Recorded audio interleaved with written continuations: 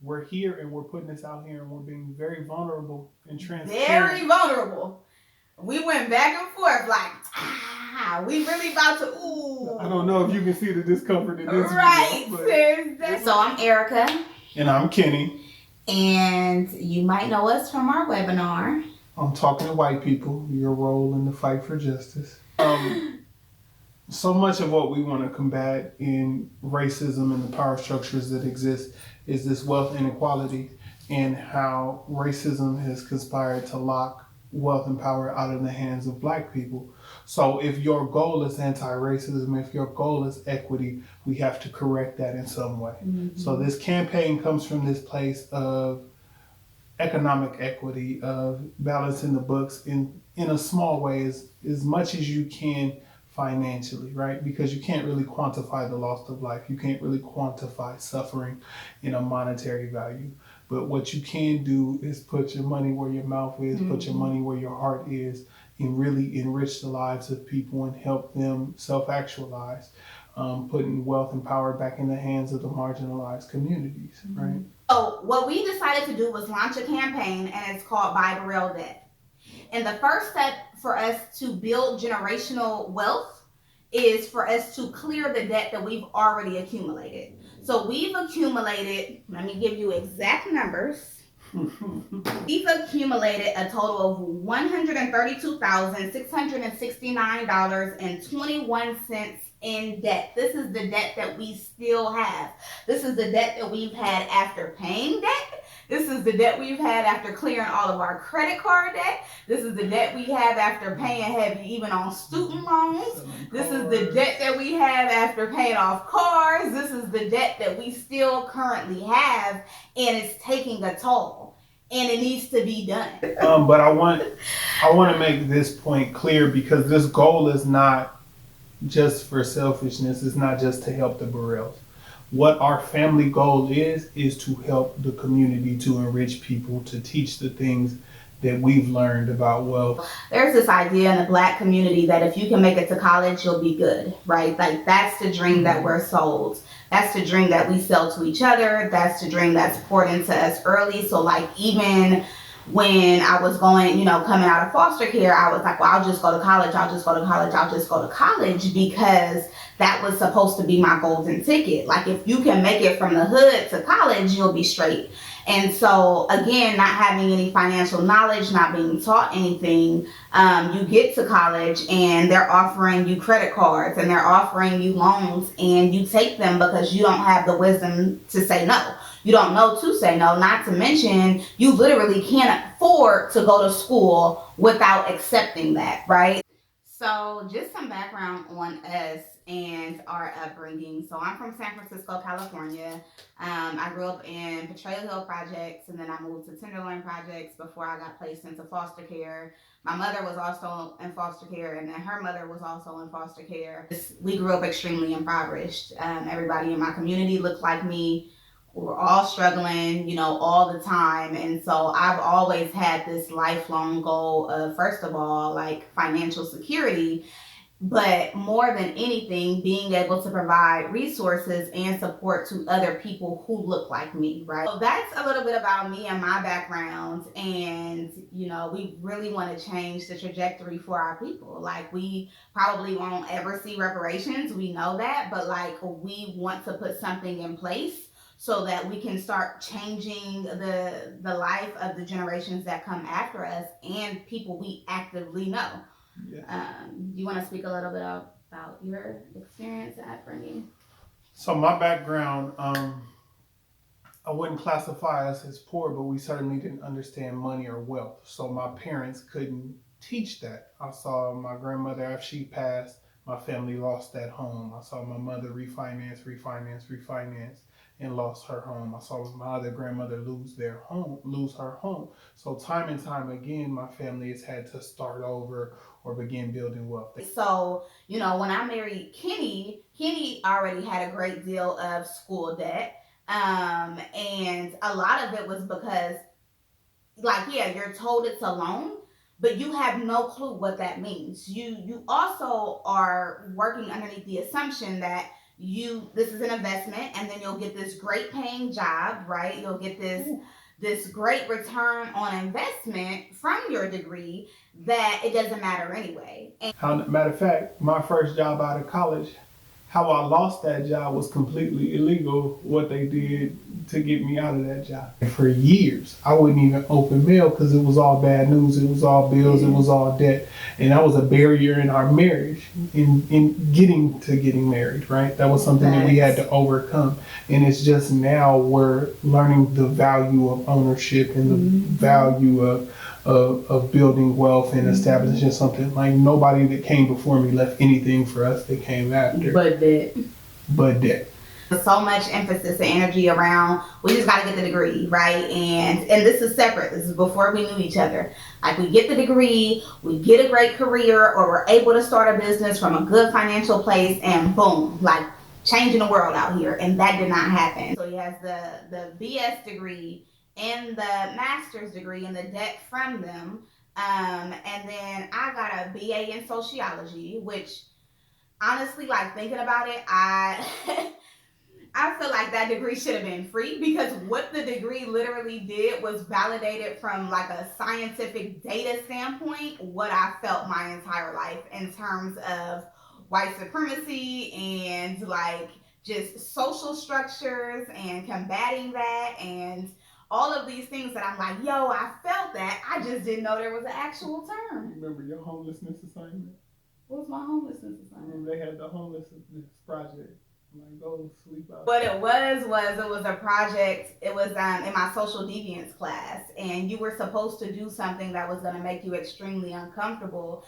And she was given all of these examples. So it wasn't specific to homelessness, but like that's one of the ones that a lot of people chose. And I was like, does it count if I've already done it? Like, you know, like I don't need this fake experience. Yeah, I mean, I've definitely been through it in my life, you know, pretty much every form of abuse. I can't undo anything that's been done to me, but I don't want my daughter to go through the same thing, and I don't want her daughter to go through the same thing. And I need this like generations and generations of poverty and bad health and stress and depression and all of these other things. I need it to end. This campaign by Burrell Debt, even though it's specific to us, it will help and can help change the trajectory for so many other people. And so what we're asking, there is a PayPal link. What we're asking is for you to go in and donate $200, $300, $400, whatever it is that you can do and what you're able to do. That money, the money that we collect, goes directly to our debt. And let me do a breakdown of what that debt is. It's all federal debt. So it's student loans. I have a master's in special and elementary education. During my BA, I was able to get a lot more assistance. After that BA, they was like, look, you good. You'll be straight. You don't need nothing else, right? And so I decided to invest and trust that this degree was going to do it for me. And it was not a good financial investment. On top of our student loan debt, we have IRS debt, funny enough. And those are the two major types of debt that we have. Like I said, we have already heavily invested in debt. We've purchased property. We are like trying to apply everything we've been learning, but we need this piece to be done. One of my personal dreams is to buy out a neighborhood, right, so that the people can't be displaced from that neighborhood. I own every house on every street. So if your grandma's lived there for 30 years, you don't have to worry about these severe rent increases. You don't have to worry about what the market value of the home is, because I don't care about that. Because or it's a pandemic and y'all can't afford to pay for 4 months. Don't worry about it. Like, I remember that. Like, I remember when this pandemic hit, and you know, I had a contract as, you know, a teacher or whatever the case may be, and of course they shut everything down. And I teach special education, so that e-learning thing worked a lot different for me. And my mortgage company told me like, oh, you don't have to worry about it, you know, for 3 months. You don't have to worry about it. You don't have to worry about it. And I asked the hard question of like, so then what? And you called back. Like, you keep saying I don't have to worry about it, but you're not telling me what happens if I take you up on this generous offer to just not pay my bills for 3 months.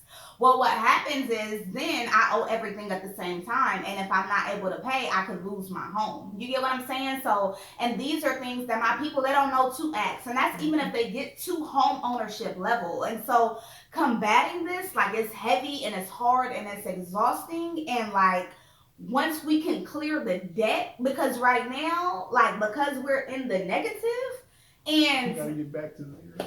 we got to get back to zero before you can build. So if you're down here, you got to at least get to a equal plan, like a level playing field. You got to get to the starting line. Facts before you can go up.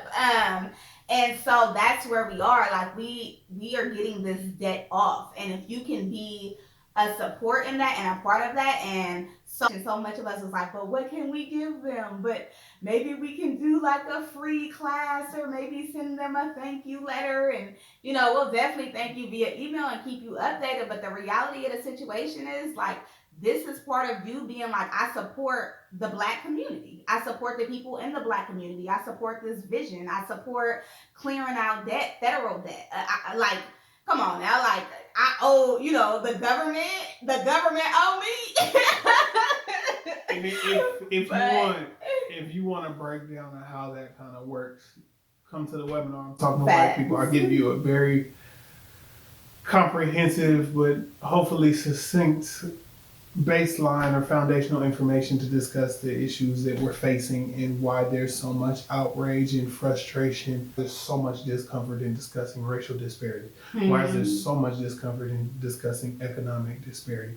Why is there such a huge hesitation to pay reparations to a people that we agree in our national history have been harmed by the policies and the procedures of the country? Say things like, I want to buy out a neighborhood. I'm not talking about a business investment. I'm talking about holding a communal good for people, so that the stresses of trying to rent, the stresses of trying to combat homelessness and houselessness, when you talk about gentrification and the displacement of people of color from communities like Oakland, San Francisco. Potrero Hill projects. We recently went back to the projects that I'm from. What is this? Like, I was confused, and you got to think about who was living there and what they looked like and what they had, and little by little, it's changing, and it's not changing because we like to associate it like, oh, it's changing for the good. No, there were people living there. There were families living there. They've now been pushed out, and we hear this time and time again. And the only thing that America respects more than white cis men is wealth. Like, that's it. Like, if you want to really change these systems, like from a political standpoint, from a social standpoint, from a financial standpoint, you have to put money up, right? And so we're hitting this clock. Like, we ain't but like there's only so much time within our lives to do the work that we need to do. So we want to start at zero with all the information and the knowledge and the wisdom that we have, and we want to continue to grind from there. We are very honest people. We're very giving people. And this is specific. I want to be clear. This is specifically federal debt. This is not my mortgage. This ain't a car. This is specifically student loan debt and IRS debt. That's it, right? So, that's it. I mean, let me know if you have any questions, and thank you for doing what it is that you can. But hit us up if you're interested, if you want to learn more. If you just want to donate, that's fine too. If you want to support in another way, that's fine too. We're here and we're putting this out here, and we're being very vulnerable and transparent. Very vulnerable. We went back and forth like, we really about to, ooh. I don't know if you can see the discomfort in this right. video, There's definitely some discomfort, but like I said, you get one opportunity to meet and reach and exceed your goals. And this is it. And here go my baby. So, and my dog. Come on. It's a very real opportunity to not only change our lives, but empower us and help us change the lives of many, many more who come behind us. Right. So that's it, y'all. Thank you. Thanks. You sleepy? Lay down.